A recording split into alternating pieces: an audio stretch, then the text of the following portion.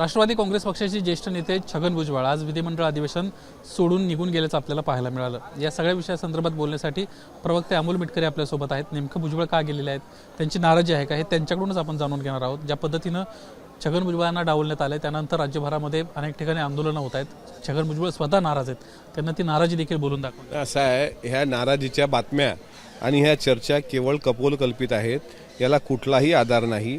काल आपण बघितलं असेल, शपथविधीच्या वेळेमध्ये भुजबळ साहेब इथं नागपूरमध्येच होते।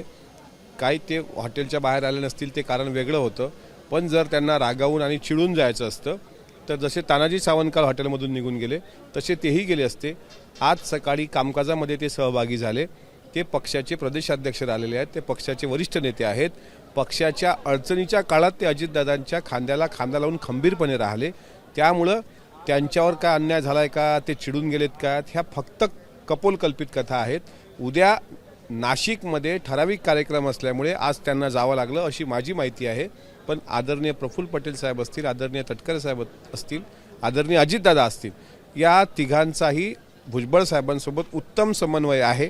त्यामुळं नाराज होऊन ते जातील इतक्या कोत्या मनाचे भुजबळ साहेब नाहीत।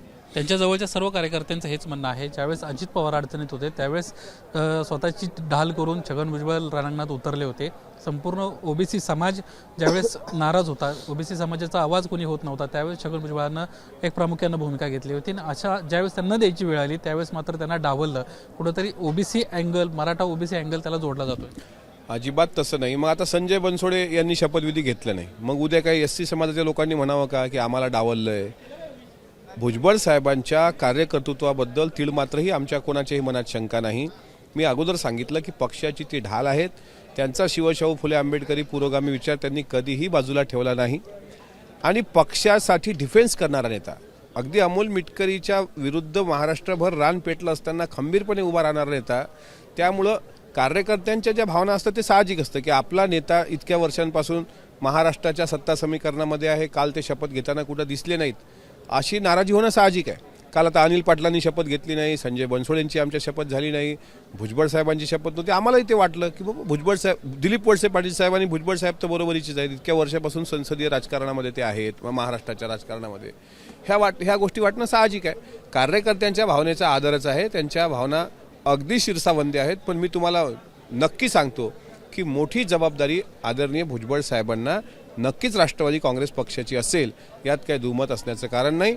आणि भुजबळ साहेब हे राष्ट्रवादी काँग्रेस पक्षाचा आत्मा आहेत, त्यामुळे शरीरापासून आत्मा दूर होऊ शकत नाही। छगन भुजबळ असं देखील म्हटले, जहाँ पे नहीं लगता मेरा मन वहाँ पे क्या रहना। थेट त्यांना राष्ट्रवादी काँग्रेस पक्षालाच रामराम करण्याची घोषणा या निमित्तानं केल्याचं पाहायला मिळालं। तुम्ही एकच गीत त्यांचं ऐकलंय होते, पण तेरे बिना जिया जाए ना असं सुद्धा एक गीत आहे आणि त्या गीताचंच ते अनुकरण करतात। आमच्या राष्ट्रवादी काँग्रेस पक्षामध्ये जो शिवशाहू फुले आंबेडकरी विचार आहे, त्याच विचाराला धरून आदरणीय भुजबळ साहेब आहेत।